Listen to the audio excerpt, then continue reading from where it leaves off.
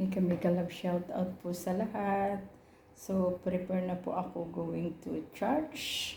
Hintay na lang po ng time at 12 noon para po magpunta po kami sa church. Bago po ang lahat, please like, share, and subscribe po natin si Kuya Pal Santos Matubang, Ate Inna Vlog, Kalinga Prab, at ang aming leader na si Kalinga Marie Pinida in KOGR. Nabubulol na po ako.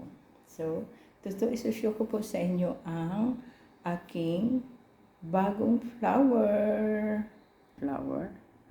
Yan po yung aking flower. Napakaganda po ng aking flower. Yung binili ko po yan noon, ngayon lang po nagbulaklak muli.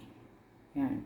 Meron pa po yan doon sa aking altar. Same po ng flower. Bali, 4 pieces po ang flower. Ito, bali, 6. Tapos marami pa pong padarating.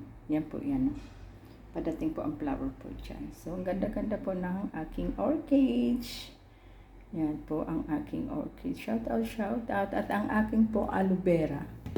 Yan, lumaki na rin po siya. Dati po ang liit-liit po niyan. So, ngayon, ang aking aloe vera ay malaki na rin. Yan. Yan, natutuwa po ako dito sa aking flower.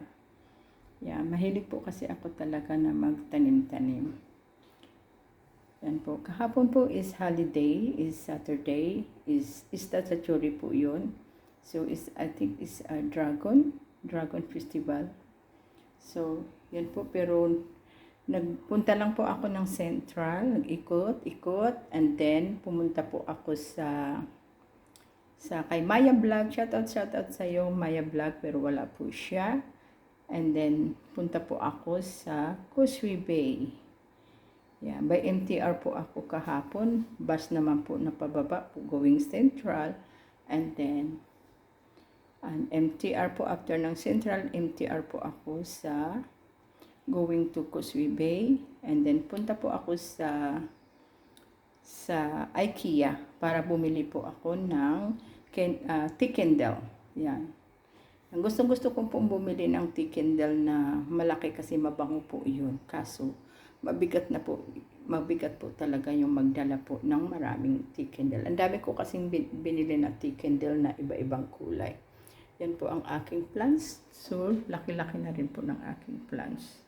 Tsaka ang haba-haba po. Dapat po dito ay yung mailipat ko na po siya sa talagang paso na malaki. Yan po siya. Kasi ang paso ko, tingnan nyo naman po yung aking paso. Ito yung aking plants na bigay ni Maricoy. At ito binigay ni kasama ko si Lane. Yan. At yan, tinanggal ko na po yan. Ang dami-dami po kasing ugat. So, tawag dito? Yan, yung iba ko pong halaman, bis ko po na madala ko po sa Pilipinas. Lalo na po ito, gusto ko pong dalhin ito. Binili ko po ito sa Victoria Park nung flower festival po noon. Yan. Yan. Ang akin ding aloe vera, gusto ko rin yan dalhin sa Pilipinas. Akin po kasi ito. Kaya, gusto ko po siyang dalhin. Wish po na madala ko po yung aking halaman. At yung mabuhay po siya.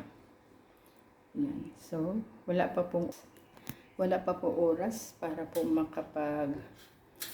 baba na po kami. Maglalakad lang po kami going to church. At least po, kahit paano ay gumaling na po ako sa aking paa. Maraming salamat po sa paa ko na ako'y gumaling na. Hindi pa pala po ako nakapaglagay ng lipstick. Yan, wala pa po akong lipstick. So, maglalagay po ako mamaya yung magic lipstick. Sabay ganun.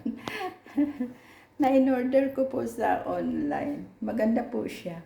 Kahit na po yung foundation po na Korean foundation po ay maganda po siya. Tingnan nyo po yung aking face. Diba? Makinis po siya at maputi. Yan. So, lagi po tayong alagaan po natin ang ating health at saka siyempre kailangan parati po tayong beauty, sabi ganun. Be positive lang po tayo. Iwas po tayo sa mga negative. So, positive always. And be happy as OFW po here in Hong Kong. Thank you so much po for watching. Huwag po natin kalimutan si Kuya Bal Santos Matubang, ang ama po ng Kalingap, ang ina po ng Kalingap na si Ate Edna Vlog, Kalingap Rob, at si Jack Tapia Vlog, at saka si Kalingap Marie Pinida, at sa lahat po ng mga member po ng KOGR, at sa lahat po ng ambassador po ng mga landing pads. Hindi ko na po kayo maisa-isa. At alam nyo na po yan kung mga sino-sino po sila. Yan. Shout out po sa lahat and happy Sunday everyone. Thank you so much for watching. Hanggang dito na lamang po. So ngayon po ang climate ay medyo makulimlim naman. Kanina po napakainit, may araw po siyang lumabas. Ngayon ay bigla na naman nagkulimlim. Yan. Yan. Kailangan po siya siguro magdala po ng umbrella. So, thank you so much for watching. Bye! See you din po. Bye-bye!